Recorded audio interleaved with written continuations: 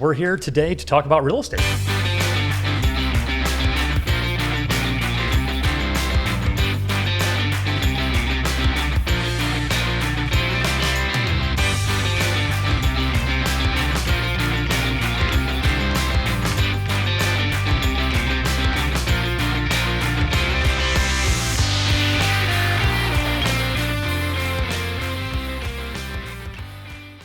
Hello and welcome back to the Real Estate Unlimited podcast. My name's Sierra Steinmetz. Brian Shuby. I'm Carrie Steele. I'm Bill Jones. And we're the Jones Home Team. And this is episode 16 and the beginning of 2025. Happy New Year's, everybody. Yeah, Happy New Year. It's weird to Happy hear New that. Year. That's right. I mean, it is what it is. Into another year. And that's what we're talking about now is numbers. Everybody's worried about interest rates, housing availability, everything what's happening with that. So we're going to talk about that. First, we're going to get into decluttering because that's a good thing to do start of the year. So, Carrie, kick us off. Well, I say do it now and do it often. Yes. Nice. Declutter, that is. So, it's one thing to look at your basement, your garage, your bonus room and look at all that stuff. But if you break it down, I think that's the biggest thing. And me personally, and I think a lot of people are like this, they'll walk into a room and they see it and they literally just get nauseous and they're like, I cannot do that. And they turn around and walk away. And then it just either gets worse or it stays the same. So if you do it often, meaning you declutter often and you do little bit by little bit, then you're going to see those big results. It's like anything, saving money, diet, exercise. If you are decluttering momentarily and at a moment's notice, you're more likely to get rid of stuff than if you just look at a whole room and say, I'm going to take the 4th of July week and work on that room. Which and seems to then be you're everybody robbing does. yourself. Yeah, it makes a and then you're monumental robbing task yourself. out of it. Yeah. So unless you're selling a home and you have a time crunch, that's the only time I think when it would be appropriate to say, okay, we're going to get the whole family together with a dumpster. But just simply decluttering, you want to look at what do I need, what do I use, and what can I get rid of. So I love those like the hoarding shows and the organization shows where they're like keep, sell, toss, donate. And more recently, I saw this chick. She was like literally sitting in the bathroom, not like TMI, but like she was literally taking a crap. And she's looking at her cabinets and she's like, all right, I'm going to start just going through these cabinets. So as she's pooing, she's going through each of these items and going, I don't need that hairbrush. I don't need that makeup. And like, I know that sounds, again, TMI, but that's something people can actually do. Instead of sitting there on your phone or, catching up on emails, you could literally be going through that junk drawer and saying like, okay, these are some things I can get time rid to of. clean up. Yeah. And I think makeup and like, beauty products, bathroom products, stuff like that. Well, is I know a these big guys one really, too. yeah. Yeah, you guys totally They can all go in the trash. all of it. But that's like a huge one. Just you don't realize how much stuff you have that you don't use jewelry, anymore. lipsticks. Yeah, it's probably expired. Yeah, everybody has like their it. thing. Like some people are like, oh, I have too many hair products, or I have too much makeup, or too much jewelry. But like even looking at it as a whole. So for you guys, and I might be sexist in saying this, but if it's like your tools in your garage or your whatever, if you cook, what are some things that I can like get rid of as I'm doing this right now to alleviate some of these things? So one in, one out. You go out and you buy a new spatula, get rid of your old spatula. Mm-hmm. The reason you bought the new spatula is because that one sucks. Just get rid of it. Or you don't need 4 pans that are the same size. Exactly. Yeah, exactly.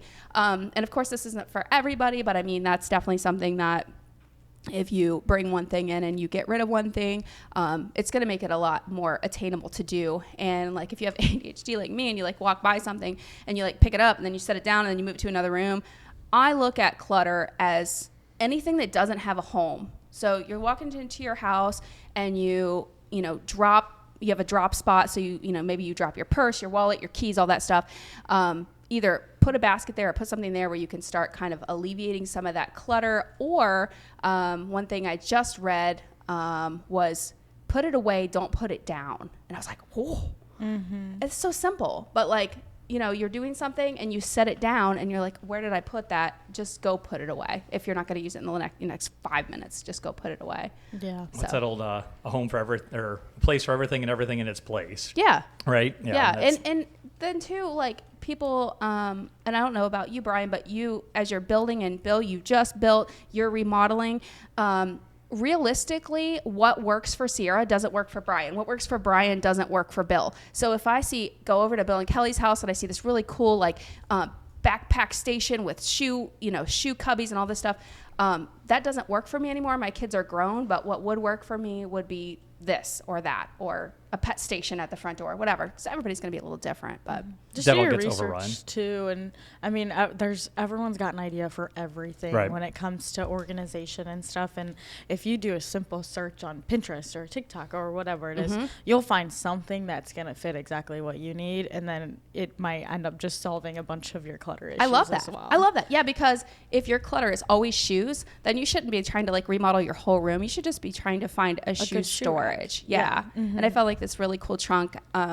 It was almost like an antique find at a flea market, and pop it open. Everybody tosses their shoes in there, especially in the summertime, like flip flops and stuff like that. Shut the lid, and it's cool. It looks awesome, and the shoes are out of sight, out of mind. So that How long for does it take me- to find shoes then? not long at all. No. But I will tell you that obviously, like boots, athletic shoes, that's no place for that. It's more like, your Hey Dudes and your flip flops and stuff like that, because you will get probably bacteria growing, and it's in a dark place and blah blah blah. But I did see this friend of mine, they had a shoe tote in their garage, so as you were going up the steps into their house, they have a plastic tote, and people just chuck their shoes in there. I'm like, oh, it's stupid, but then their house is pristine. I'm like, okay, that's not stupid. That's not such a bad idea. Yeah, because like people like me that get a little like, I don't know, these little details, you get so stuck on them, like, oh, do it this way.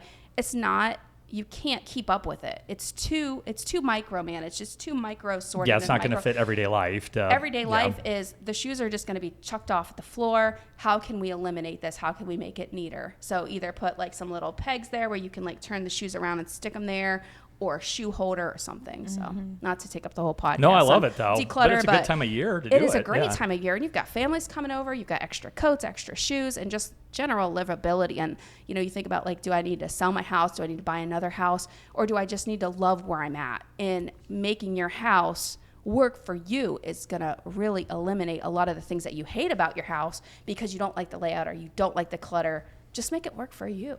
Right. And not to mention this time of year too. I mean, if you've got extra coats, extra clothes, stuff like that, there's probably someone out there that might need it more than you do. So donate. That. Like if it's still in good enough shape that it's going to serve a purpose, give it to someone that can use it. Yeah. If it's just sitting in your closet, there's probably a child somewhere that unfortunately doesn't have a warm enough coat or doesn't have a coat. So take it where pillowcases, it yeah. blankets. All There's kinds of a stuff. great need for household items for sure. So that's a great way to declutter and also do a good service with it. So. Yep. I think everybody has that house where their a closet or two that's just jam full of stuff, to your point, that you don't use ever. Get that out there. And I think that's one of those too where you set a time frame for yourself. Hey, if I haven't used this in the last 6 months or a year, do I really need it? And kind of go, kind of just base it off of that too. That's how I am with clothes by the season. If I don't use it, do you turn it around? Do you like turn the rack around? Have you seen that where I'm they take not the hanger? that good about it, Yeah. but I do try to keep like a mental note of like It's in the back of like the closet. this sweater's getting donated after today. This is the first time I've worn it in a year. Clearly I don't need it that much. So yeah, just stuff like that. Then I know if I've looked at it 25 times and it's And you never don't come pull off it. the hanger. Yeah, I don't need that. Yeah, because you like that old trusty, like that old, you like that one T-shirt from high school that you've had for 25 years, and you wear that every night to bed. Yeah. And you got these brand new pajamas, you're never gonna wear them because you like that shirt. Donate the pajamas. So the message of the day: if you like Sierra's sweater, go to Goodwill tomorrow, and it could be available. Or get a hold of her immediately. Yeah. Sweater giveaway. But I to wrap that up, though, I think it is a good time to. This time of year is, and Kelly and I think I've talked about this before. We have boxes in our basement that have been there for 5 years that have not been opened. I don't even know what's in there. What's do we even in need there? them anymore? Just get rid of them. I may need some of those items for my house bill. I'll bring them over. Set a timer. So if realistically you only have 5 minutes, that's why I tell my kids, I'm like, oh, I have to clean my whole room. It's going to take all day. Nope. Set a timer. You've got 5 minutes. Go in there. I call it speed clean. Speed clean for 5 minutes. Whatever you can get done is more than you had done before. Boom, done. I was going to say that too. The 5 minute cleanup gets a lot more done than you think it would. Yeah. I love it. Well, do it. Get your stuff. Someone's selling. We talked about that then too, to bring it back. Real estate, less is more for us most of the time. You're selling your house, just get everything you can out of there so that you don't need. All right, we'll move into all these exciting numbers here. My computer's being insane, so I don't know how well it's going to work or not. But Shub, I know you were looking at this then too, but I guess just to kind of set the expectations, or I guess set the table here for everybody. Your guys' thoughts too on what's the consumer looking like. They think rates are going to drop. What's inventory looking like? Everybody kind of has different thoughts and opinions. Everybody's still waiting for the market to crash, and they're going to get houses at 2008 prices. So we'll get into like kind of the predictions, but what's your guys' overall thoughts, sentiment of the market? People Yeah, think? I mean, like we were talking earlier, the interest rates I think the Fed just dropped them 0.25%. However, So rates are down to 2%, right? Yeah. However, mortgage interest rates went up, I believe, if I recall, and they were I think they were like 6.9 or almost near 7%. So, just because, and I think we talked about this in one of the previous meetings, just because the Fed reduces the Federal Reserve rates does not mean that the mortgage interest rates are directly impacted off of that decision then as well. Right. And I think they are saying that buyers are getting more adjusted to this price, and that's just what they are going to expect. So it's going to encourage people to move because they are now seeing that that's not going to be a huge drop in the market, and they have been waiting to move. And so I think they're just going to be like, we're going to be somewhere between 6.5 and 7 or just low 7. So we might as well just go ahead and make the move if it's right for us. That's what I was just having that discussion over the weekend, is that finally people are kind of just accepting that we're not going to see, and we've said it a million times, we're not going to see those 2s and 3s probably ever again, or if something crazy happens. I was going to say, I think a couple of the websites were predicting it was going to be decades before they could even see it getting near the 2s and 3s again. Yeah. Which I don't even know how they can't predict. I remember earlier this year, or in beginning of 2024, they were predicting rates to be 5s by the end of 2024. And now they're not even out of the 6. They're not even predicting out of the 6s. Yeah, no. So they can't even do 6 months out, let alone 10 years, decades. I don't know how they have any idea what's going on then. But yeah, but to that, we're still hovering around mid 6s to 7s in interest rates. But I think that 25% drop, or the 25 basis points, they were talking about that. The market kind of baked that in already. And then they came out and they were real hawkish on next year, that the CPI numbers, like the consumer price index, like the inflation rate's still way too high. So them saying that, I think, again, we're not acting like we're some type of financial people or anything like that, but they're kind of predicting that rates aren't going to go anywhere. They're going to stay the same, go up, maybe drop a little, but so yeah, if you look here, this is through mid-December here. Yeah, they were 6.7. What they're looking like then too. So again, if you go over kind of what you're talking about, Brian, here, if I think we'll see like that high low. Like I think we'll see like 0.25% up, 2.5% down. And I think it'll go kind of up and down. So if you're a buyer, you're going to want to try to get your best rate because every little bit helps. So just make sure you keep checking in with your lender to make sure you're locked into that rate if you get a good one for what the market is doing. But I really don't think we're going to see that huge drop. Or on the flip side, I don't think that we're going to see a huge jump depending upon what happens, but I don't think we're going to see a huge jump either, which I think at least that creates a steady interest rate compared to high, low, high, low, high, low. Right. Which again, maybe I think you're talking about this here. Maybe people just get used to that. It is what it is now. Yeah. We got to deal with them. Yeah. Again, we've showed this chart several times. It goes back 50 years, Fred. And yeah, the rates were astronomically higher, decades ago. And we got that little dip, but we're right back to kind of where that baseline where it's kind of always been. But I don't know how you get that through to somebody that's looking right now.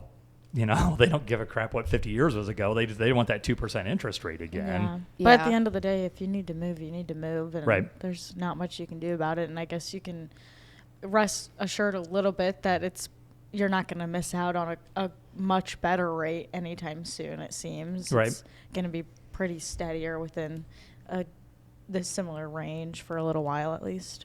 Well, like Brian said, it could be a decade before anything corrects itself. And I was listening to the talking heads and doing a little research, and it looks like 2030 is what they're predicting for like that silver tsunami. I've talked a couple of different times in previous podcasts about aging seniors and how we have to get that shift to happen where they're moving out of their house so that, the people that are in their forever homes or in their temporary homes can move into the forever homes, and then first-time home buyers can move. That whole domino is all part of the market shift. So if they're predicting 2030 be when, that happens, maybe that's when we see the rates kind of adjust with that. All right. I don't know. The silver tidal wave? What do you call it? Silver tsunami. Tsunami. I don't remember love if that was Zillow or Freddie Yeah. Mac. I don't know. They said the silver tsunami, and I'm like, yeah, that makes sense because I think they were thinking it was going to happen like now, like 2020, where there was just going to be a huge shift in what would be my parents, your parents probably moving into a different housing situation.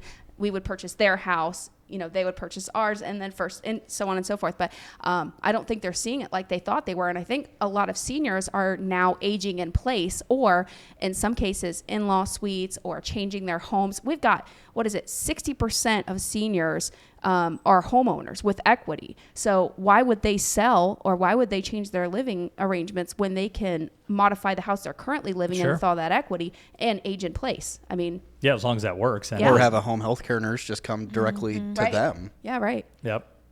And we've talked, I know our market anyways, we're all waiting for that. A lot of these homes to open up, or that what do you call it? The silver tsunami? Silver tsunami. I'm waiting for the silver tsunami. I love that. Freddie Mac. Yeah. Silver tsunami.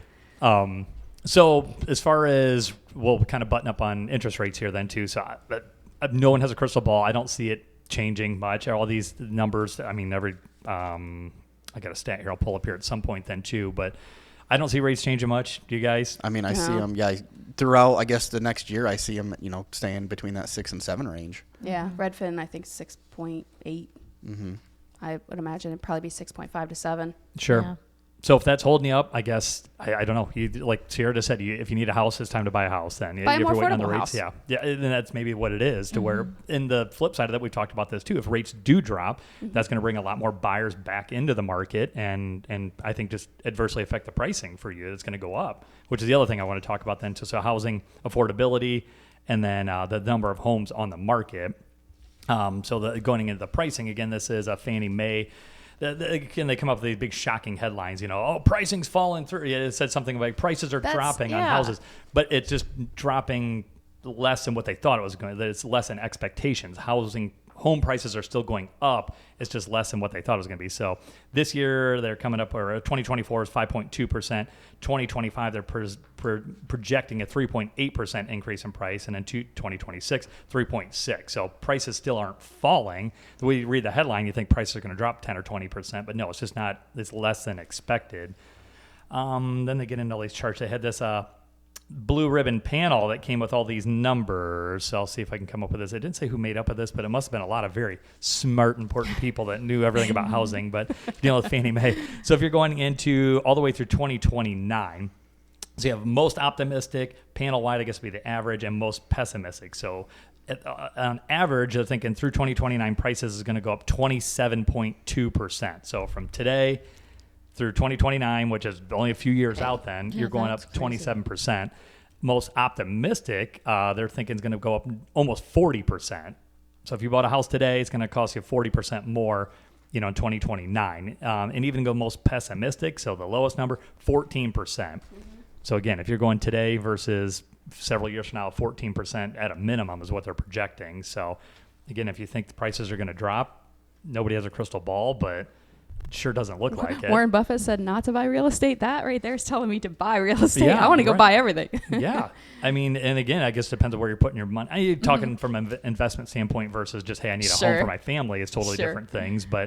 And then we'll look at average annual home price growth then. So this is year by year by year. So you're going back into 2010 number. Again, if you're hoping to get a cheap home or looking for this big 2008 crash, it's just not there. It's averaging 5-6%. We had COVID. It jumped up quite a bit. I mean, it was 8, 9, 10% in certain markets. Average wise, I think it's just over 8. But a pessimistic average, is what they're predicting, is still going to be significant growth year in and year out. So rates don't seem like they're coming down. Home prices don't seem like they're coming down. I mean, things have softened some, I would say. Little bit of a price correction, but we're still down 3.7 million units. So that's going to continue to drive the prices in the competition and buyers. Right. Yep. And yeah, you go from those national numbers. People, oh my God, inventory's doubled. Well, yeah, it's doubled from last year, but it's still 20% of what it was, what it normally is. So yeah, and getting into the number of homes on the market, again, this is kind of our local market here then too. So if you go homes for sale, this is the last 3 years. This was 3 years ago. We were at 2,600 homes on the market. This is kind of Northwest Ohio area then. And then you come all the way down here to what it is now, 1,900. So it is trending up. But if you go back, 10 years, you see we were 5,600 homes on the market down to it's trending up. You can barely see it blipping up there. It's still insignificant. We're still at 20% of what it could have been, 30% possibly. So I don't know. Yeah, the inventory could double or triple and still be right back to where we were then 10 years ago, or kind of what the average has been. So I don't know. I don't know that it's going to get any better. I don't know what makes it better for anybody. If you're on the fence, if you're waiting for the prices to drop, you're waiting for interest rates to drop, I don't think you're getting any of that. You're waiting for more inventory. That could happen, but...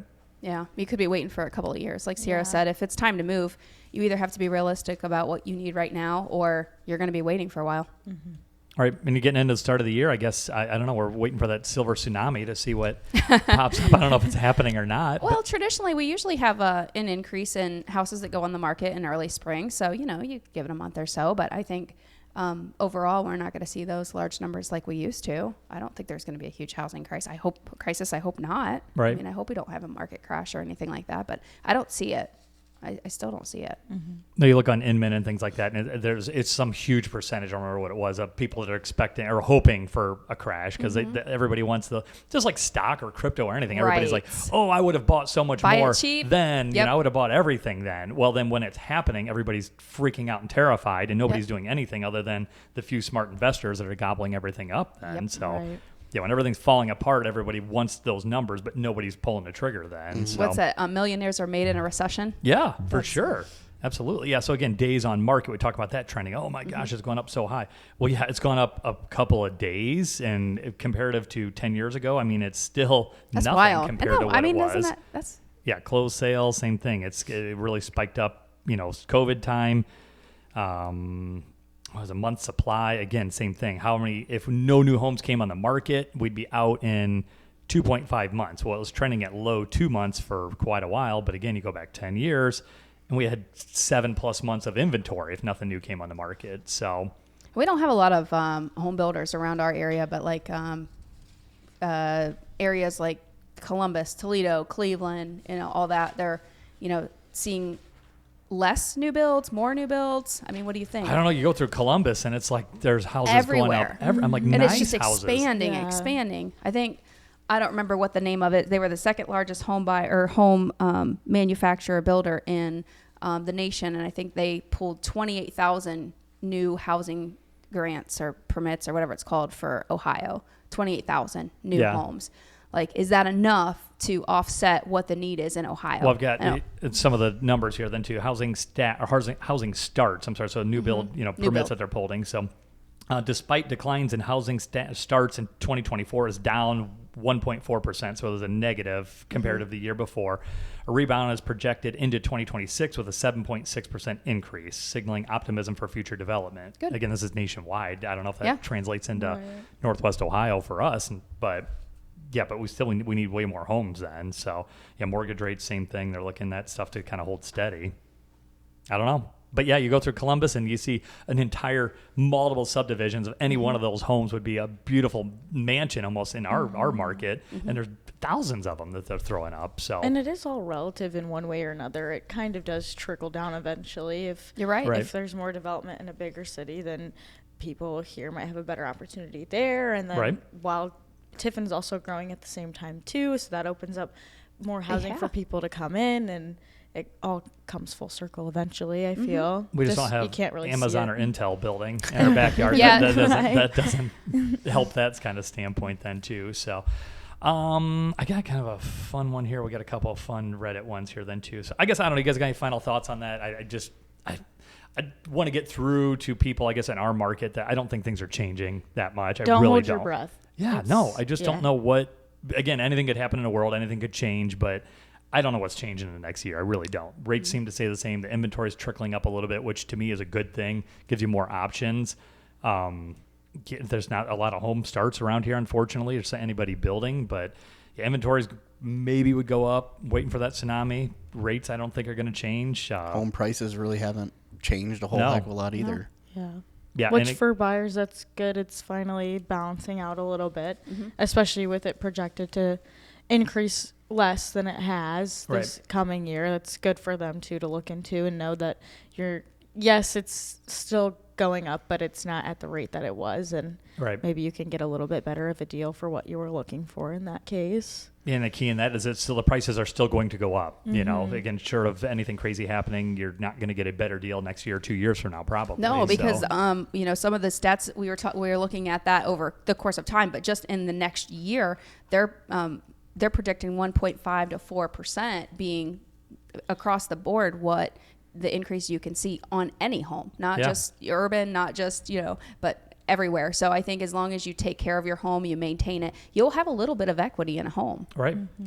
Yeah, which gives you, and again, if you're selling in 6 months, you probably shouldn't be buying a house anyways. Until you know, try to rent something, but good luck finding that either, too. So moving into our favorite Reddit here. I won't bore everybody with the whole thing here. Chris actually found this for us here. Can an agent refuse to show a home because they don't believe it fits your needs? And they get into there's a lot to unpack with all this. I'm not going to bore with all the details. I don't know. And again, we're getting one side of the story. This is from the consumer, not the agent. I don't know what's happening with that then too. So our initial thoughts was, the complaint is that they wanted to see the home agent kind of refused to show them the home then. So we've kind of talked about it before we went on. There might be a lot more to that. Maybe it didn't fit their needs. Maybe it was way out of their budget. I'm not sure. We get this stuff all the time. So I think that's, if nothing else, a good opportunity to have a good, honest conversation with that client. You know, is this really what you're looking for? Is there a price point you're looking for? You know, do you need to talk to the bank about borrowing more money? And we get into the fixing stuff all the time too. Maybe it's a fixer-upper. Maybe it's not. And people say, well, I can just do the fixes and I can do that. But the bank will give you the money, or you don't have a down payment, or... Yeah, you can't be the contractor most of the time then too. So, but yeah, there was a lot of opinions with this. Yeah, you should fire your agent. You know, what a bunch of bossy control freaks. I mean, there's a lot of fun stuff there. Not trying to make light of the situation. Doesn't sound like it's good, but I mean, you can fire your agent. Yeah. You know, that's always an option that can happen. Again, depending on what kind of agreement you have with them. But if you're not, even if they're not showing you the home, if you're not happy with the agent, I think that's an opportunity to either reestablish kind of what you're looking for, or maybe it's time to move on. And I see that a lot between spouses, where husband wants one thing and wife wants something else. And oh my gosh, the turmoil. It's like, okay, go to your bedroom, write down what you want, go to the kitchen, write down what you want. Let's come back. And then I think too, flip it back to the buyer and be like, be honest with your agent, because if you're not being honest with your agent, they can't be honest with you and show you the houses that they think are going to work for you. So if you truly have a budget of $0 to $1 million, tell them you have a budget of $0 to $1 million, that you're interested in starter homes and, you know, the best of the best. And then on the contrary, if you only have a $10,000 you only have $10,000 wiggle room, then stick within that, you know, just let them know. Yeah, most sellers aren't going to be willing to drop their price $100,000 or something. Right. Just to fit your budget, the buyer's budget. Yeah, I understand you want this home, but it's not on your affordability. So I've straight up told clients before, after you've looked at your 13th house and the second you walked in they were like no, and you're like, what do you mean? Because this is exactly what you're telling me you want. Yeah, I've said you guys need to go make a pros and cons list. You need to do a needs and wants, like whatever it is, because if you would have told me that you need this minimum square feet, we wouldn't have even walked into this house, and we just drove an hour.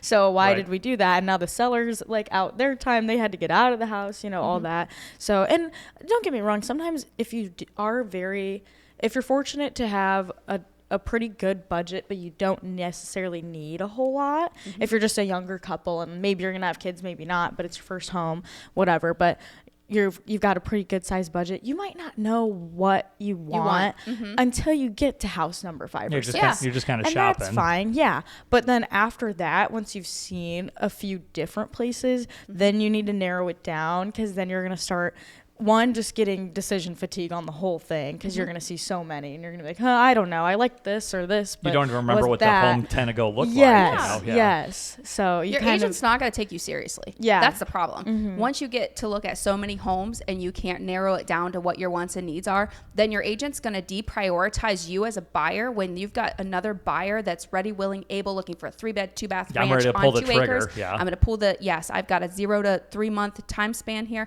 And they're like, well, we kind of want to move. We kind of don't. We might need to sell our house. We might not. Like, to me, if you are one of my clients, you're automatically going to this pile versus that pile just based on what you're telling me. So, I'm reading the Reddit and I can completely understand both sides of it, but it's really important to be 100% honest with your agent. Because and with yourself, you need to know what you want, what's going to work for you, so that you can explain that to your agent. And like you said, you might not know, and that's okay. And that's your agent's job, is to kind of work with you to help you see, figure it out. Yeah, to see what's important across the board.